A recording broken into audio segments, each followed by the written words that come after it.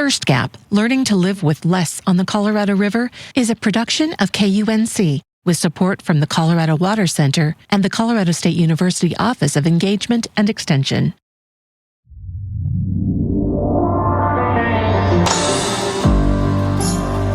The Colorado River comes to an end about 100 miles short of the Pacific Ocean. Downstream of Hoover Dam, the river is like a piece of yarn frayed at one end, split into many strands heading in different directions. Canals transport its waters to far-off cities and sprawling farm fields until just a narrow stream hits the U.S. Mexico border. One final dam diverts the rest of the water into Mexico. It makes a hard jog to the west to irrigate farm fields and flow through faucets as far away as Tijuana. If there's one thing people know about the Colorado River, it's that it doesn't do what other rivers in the world do. It no longer reaches the ocean. Its journey from the Rocky Mountains to the Pacific is cut short. But it wasn't always this way.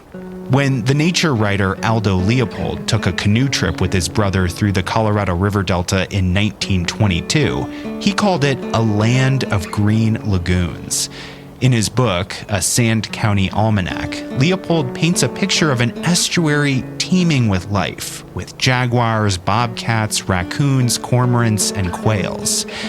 When Leopold visited, the water spread so wide across the flat delta that he wrote the river was, quote, everywhere and nowhere. The men watched as flocks of birds came in to feast. There were so many egrets, he wrote that it looked like an approaching snowstorm. The Colorado River's delta was dewatered over the span of decades, and as the water disappeared, much of the wildlife did too. And yet, over the last 10 years or so, enough powerful people realized the mistake we made. Water is slowly returning to some portions of the dry riverbed in Mexico. It's a story about collaboration between two countries to rethink what we ask of the river. And it's a lesson in how difficult it is to give water back to the environment once it's been taken away.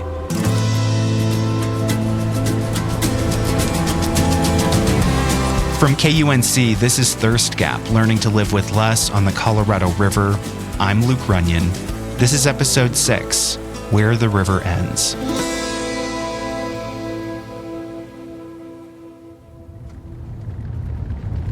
Last summer, I made the trip to the Colorado River Delta in Mexico. The Delta is the spot where the river and the ocean, the saltwater and the freshwater would meet. I was with my friend, Elliot Ross, about a 2-hour drive south of Mexicali, and it was almost impossible to imagine that this was the same place Aldo Leopold described as lush and green. So this would have been part of the estuary. This would have been wet. Yeah, this full of life. Basically from those mountains over there to the far end, like near where the Cienega is, that would have all been kind of considered the Colorado River Delta. Elliot and I traveled to witness a brief reconnection between a portion of the Colorado River in its delta and the ocean. Elliot is a photographer, and we both share a fascination with the West's rivers. As we drove through the dried-out delta, our rental car's tires spit out giant plumes of dust. We passed these eerie-looking ponds with red-colored water and white salt crust around them. Multicolored salt pools mixed with dead vegetation about head height. Yeah. As far as I can see. Crazy. Forests of dead mesquite trees and tamarisk ran for miles. Elliot said it smelled like death. We came to meet the scientists and environmental advocates working in this area, people who are studying the delta so they can understand what it'll take to bring it back to some semblance of its former self. Hola, ¿qué tal? Hey, good to see you. Igualmente. Hi. Hi, Elliot. Nice to meet you. People like Tomas Rivas. I'm a marine biologist and a restoration specialist in Sonora Institute. And can you say where we are right now? Right now we are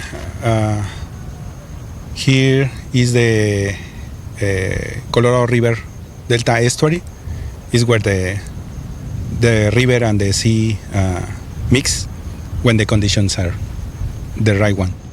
Tomas was in a pair of muck boots and a wide-brimmed hat, the uniform necessary to trudge through this muddy delta and avoid the relentless sun.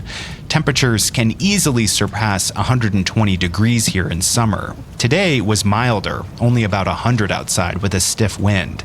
As we spoke, the tide began to come in, spreading across the barren mudflats. This area is more dominated by seawater. Science says this is an inverse or negative estuary because it's dominated by saltwater or seawater more than fresh water. The salt water from the rising tide dominates because we've essentially removed all the fresh water from the equation. All of our demands on the Colorado River have stretched the definition of the word estuary here. An estuary is supposed to be the place where freshwater rivers and saltwater oceans mix. They're havens of biodiversity, and the Colorado's estuary used to be the sprawling network of wetlands Leopold wrote about. But that just doesn't exist here in the way that it did before humans came along and dammed the river. Yeah, so I think the conditions make this place unique, and also all the changing elements here in the estuary. You have the higher temperatures, a lot of evaporation, there are little fresh water, the tides enters frequently but not enough to inundate all the area. I would love to have been here 100 years ago, where you would probably see a huge river flowing into a beautiful ocean, well, a beautiful sea like the Sea of Cortez. Aida Navarro runs Raise the River, or Alianza Revive el Rio Colorado. It's a coalition of environmental groups on both sides of the border, with the goal of bringing the river back here to help this estuary actually live up to its name. Just upstream of where we were talking, a relatively small amount of water was spilling back into the river channel and making its way down here to the estuary.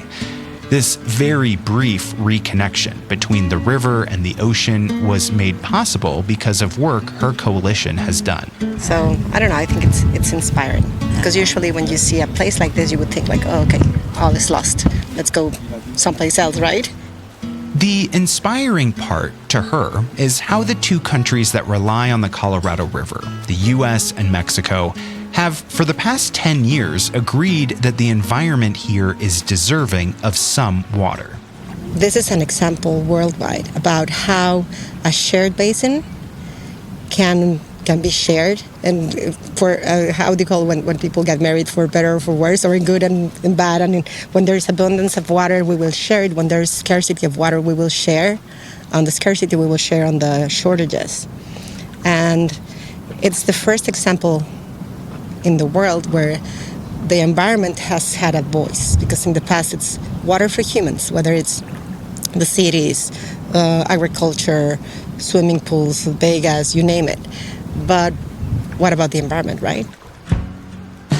This marriage between the U.S. and Mexico on river issues goes back to 1944. That's when the two countries signed a treaty and agreed to set aside a certain amount of the river's water for use in Mexico. Today, much of Mexico's Colorado River water goes to agriculture in the Mexicali Valley and flows to cities like Tijuana, Tecate, and Mexicali. After the 1944 treaty was signed, the two countries came back together every now and then, mostly to tackle issues of water quality. But really, they kept each other at arm's length when it came to the river's management. Until 2010, when a natural disaster brought them closer together. The quake was so powerful, people felt it more than 300 miles away in Las Vegas. That was the scariest thing I've ever experienced. The most severe damage is south of the border. Mexicali, Mexico is just 19 miles from the epicenter. A massive earthquake upended irrigation canals in Mexico. So, in an unprecedented move, the country asked to store its water in American reservoirs. And 4 years later, environmental groups on both sides of the border pushed for some of that stored water to be set aside for an experiment, to see what happens when water returns to an area where it's been absent for decades. Mexico is releasing part of its river allotment for 8 weeks, the first time ever that water has been released to benefit the environment. It's called a pulse flow because it mimics a spring flood, a one-time event done this year before possible drought restrictions. Visually and emotionally, it was beautiful. I mean, just to see all this water flowing for the first time in decades or years. It was a spectacle. A wave of water spilled into the dry riverbed. People from the nearby city San Luis Rio, Colorado, came to see the river flow again. Spontaneous festivals popped up. When I visited a few years after it had happened, a local resident I talked to compared the pulse flow to the return of a long-lost friend. Aida says it was joyous. But that water didn't necessarily reach the places that we wanted it to. I mean, it was a good experiment, but it was a good experiment to learn that a lot of water did get lost or evaporated or went into the ground. Because portions of the delta have been dried out for so long, there are reaches of the river channel where the pulse flow just got absorbed like a sponge. Environmentalists are careful to say that this wasn't wasted water. It just didn't do as much ecological good as it could have if it had been used more wisely. So Aida says after that event, environmental groups went back to the drawing board, asked for more water from the U.S. and Mexico over a longer period of time, and they would use it more methodically to restore the river channel. And they got it. The two countries agreed to set aside water for the environment in 2017. We're saying let's send the water where we need it, where it's going to be more beneficial. Let's send those droplets to the specific plants that we want to hydrate, right? But with all the pressures on the Colorado River to water crops in both the U.S. and Mexico, to flow through faucets in some of America's biggest cities, Aida says it's been a challenge to make a case to people in power that some of that water should be set aside just to benefit the environment. I mean, if you compare to the whole Colorado River basin, the amount of water that we're putting into the environment, it's nothing. It's a drop of water. It's less than that. So, I mean, it's easy for people who don't really understand to make a case against, like, why are you just spilling the water, right? And she says, as those pressures increase, both countries cannot afford to sacrifice the environment. The current agreement between the two countries only lasts for another 3 years. Beyond that, there's no guarantee restoration work will keep happening here. We're like the last front of fight against climate change, and we have to prove that we can make these ecosystems resilient again.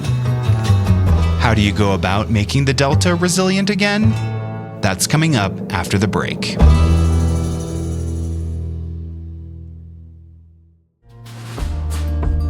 Thirst Gap is sponsored by the Colorado Water Center, leading research, education, and outreach to address water-related challenges in Colorado and beyond, building collaborations between communities, scientists, educators, and policymakers to ensure clean and reliable water. And by CSU's Office of Engagement and Extension, serving Colorado through community partnerships, outreach programs, and extension offices, offering educational resources and lifelong learning opportunities online and in person. CSUengage.com.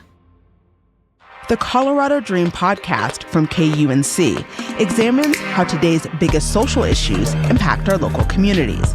From a changing workforce, we know that not every student coming through the doors wants that traditional pathway, to immigration. We have a new face of the city. And coming soon, we dig into the state's housing crisis. No one can find housing at the moment. The Colorado Dream returns this fall with a brand new season. Catch up on seasons 1 and 2 wherever you get your podcasts. This is where we're going, right? Upstream of the estuary sits a tiny oasis. There's water spilling out of a canal down into this narrow concrete channel. over these cobblestones and into this restoration site called Chauce. This is one of a handful of restoration areas in the Colorado River's historic channel in Mexico, established in the last several years. It's a place that used to be dry and where water is returning. There's mesquite trees and cottonwoods lining the river channel. It's beautiful, and it feels wet. The air feels moist, which is so rare here.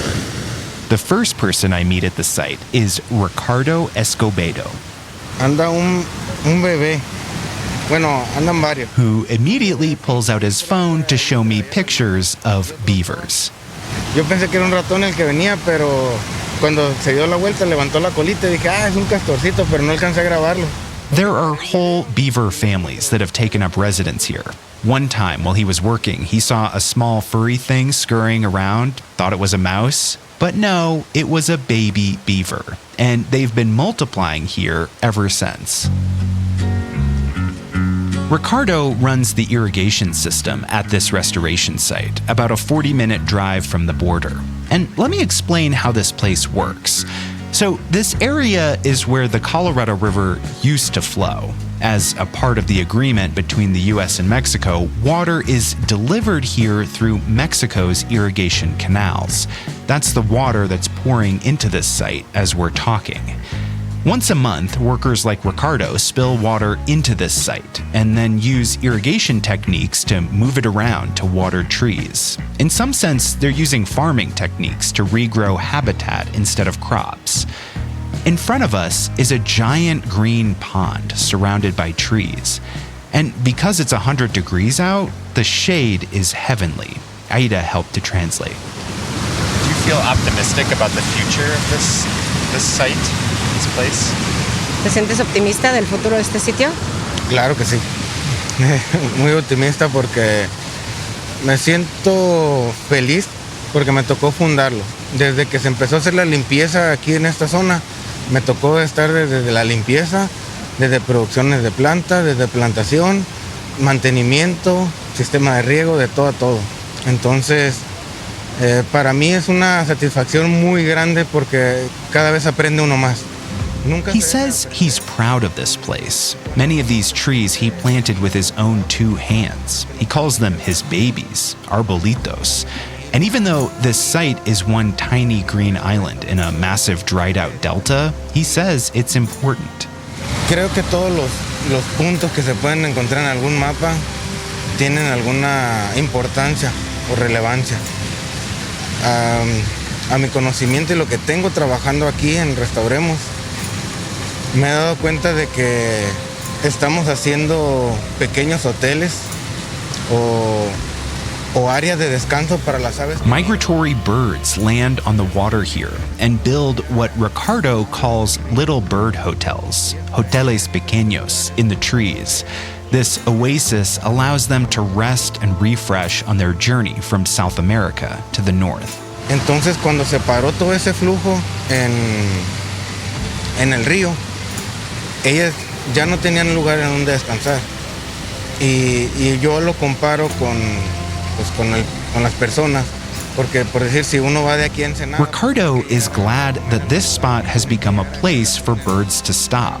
Imagine taking a road trip and not stopping to go to the bathroom or fill up the tank, he says. You probably wouldn't make it very far. And that's what this site gives birds.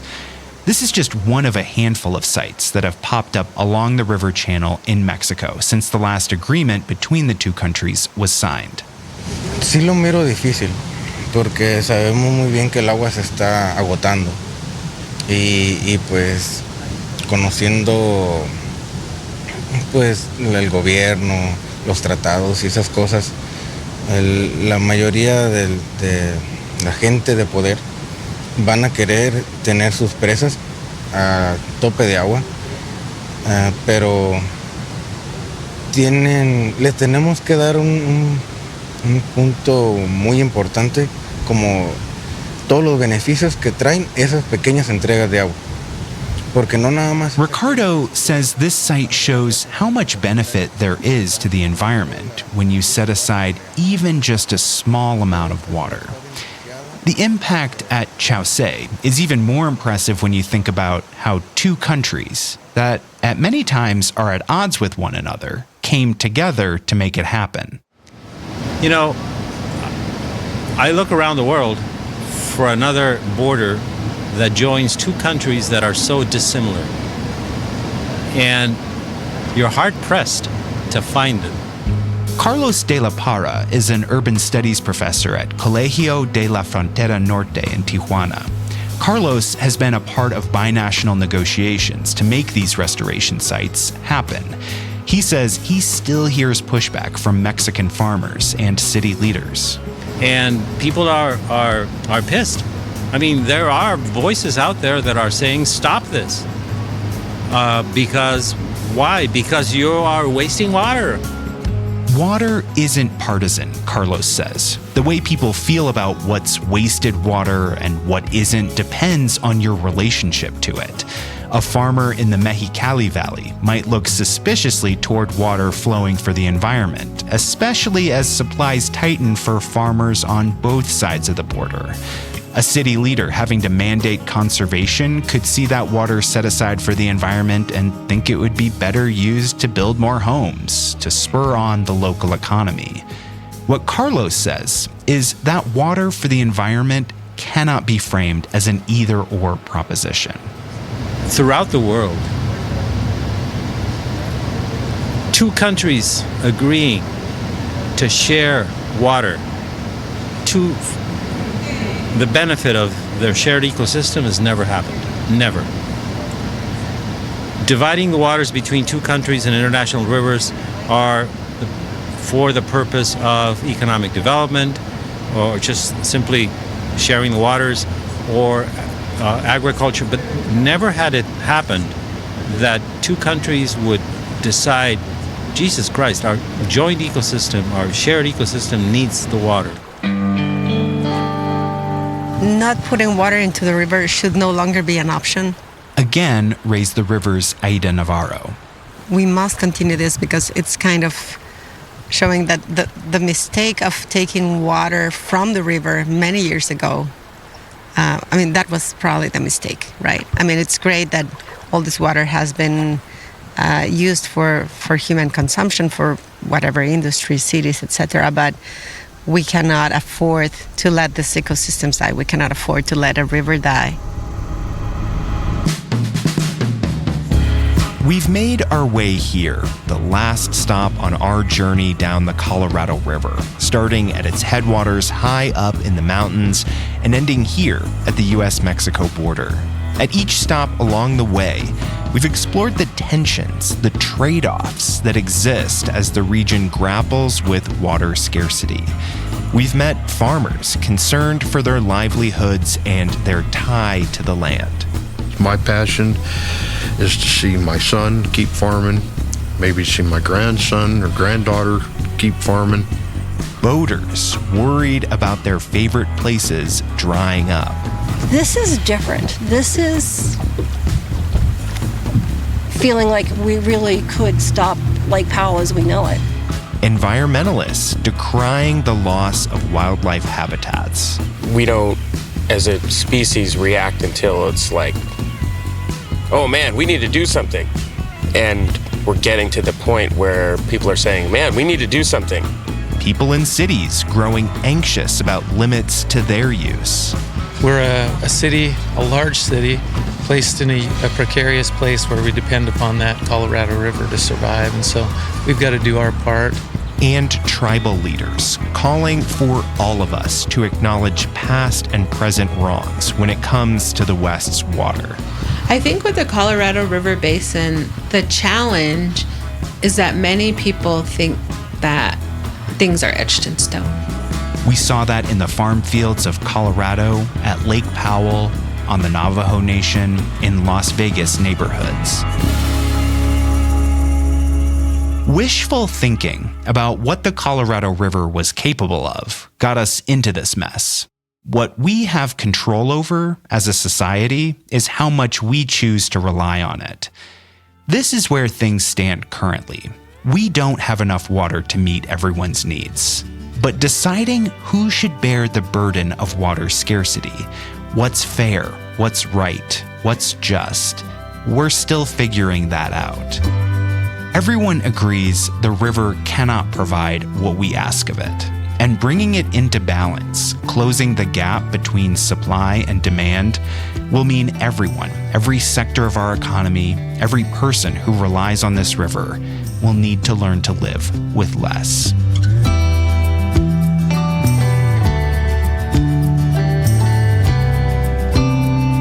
Thirst Gap is a production of KUNC, brought to you by the Colorado Water Center and the Colorado State University Office of Engagement and Extension, with additional support from the Walton Family Foundation and the Water Desk at the University of Colorado Boulder. It was written and reported by me, Luke Runyon, editing by Johanna Zorn. Our theme song was composed by Jason Patton, who also sound designed and mixed the episode. Ashley Jeffcoat, Jennifer Coombs, and Natalie Skoland are our digital editors. Sean Corcoran is KUNC's news director. Tammy Turwelp is KUNC's president and CEO. Special thanks to Alex Hager, Elliot Ross, Stephanie Daniel, Desmond O'Boyle, Robert Leja, Kim Race, and Jen Prawl. To learn more about the Colorado River, go to kunc.org/thirstgap or check out the show notes for a link.